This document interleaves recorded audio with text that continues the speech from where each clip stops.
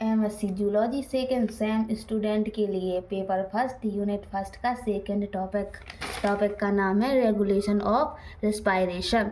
इसको हिंदी में कहते हैं श्वसन का नियमन। इसकी सिनॉप्सिस है introduction, regulation of respiration, nervous regulation, chemical regulation, conclusion और रेफरेंस। पहले इंट्रोडक्शन। रेस्पायरेशन शब्द का प्रयोग कोशिका में होने वाली उन सभी कोशिकाओं के लिए किया जाता है जीवन की वह प्रक्रिया जिसके अंतर्गत जीव जंतु वातावरण से ऑक्सीजन प्राप्त करते हैं और इनका उपयोग ऊर्जा उत्पादन में करते हैं, रेस्पायरेशन कहलाती है। इस प्रक्रिया को निम्न प्रकार से समझ सकते हैं। Regulation of respiration. रेस्पायरेशन का नियंत्रण दो विधियों द्वारा होता है। पहली है नर्वस रेगुलेशन, दूसरी है केमिकल रेगुलेशन।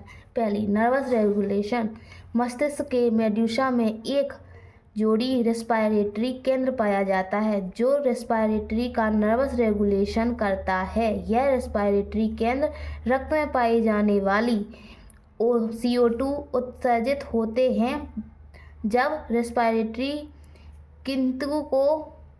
किन्ही को उत्सर्जित करती है जो नर्वस द्वारा यह आवेश डायाफ्राम पसजी की पेशियां सिकुड़ती हैं। इस पेशियों के सिकुड़ने से गुहा फैलती है और वायु कूपिकाओं का आयतन जिससे वायु अंदर प्रवेश कर जाती है, परंतु जैसे ही वायु कूपिकाओं की तंत्रिकाओं का उद्दीपन कम होता है इसके द्वारा भंजा जाने वाला आवेग भी समाप्त हो जाता है और इस प्रकार रेस्पायरेटरी केंद्र पुनः CO2 द्वारा उत्सर्जित होते हैं। इस रेस्पायरेटरी की प्रक्रिया चलती रहती है।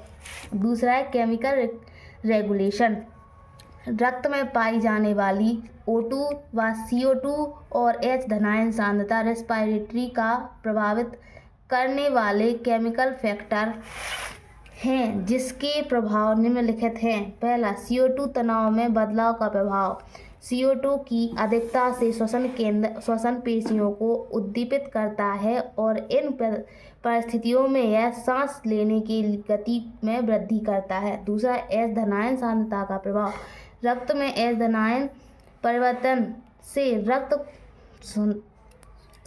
शुद्धता परिवर्तित होता है। अम्लोसिस में श्वसन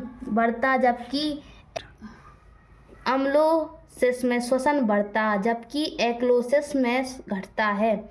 H धनायन सांद्रता घटने पर CO2 की मात्रा कम हो जाती है जिसमें एसिडोसिस हो जाता है। H धनायन सांद्रता बढ़ने से रक्त में CO2 की मात्रा बढ़ जाती है। तीसरा है CO2 तनाव में बदलाव का प्रभाव। O2 की कमी का प्रभाव। सामान्यतः O2 दाता में प्रवस्रा वायु में O2 तनाव द्वारा श्वसन क्रिया पर कोई विशेष प्रभाव नहीं करती, परंतु इसके अधिक कमी से श्वसन सामान्य नहीं रहता है। O2 की अधिकता का प्रभाव।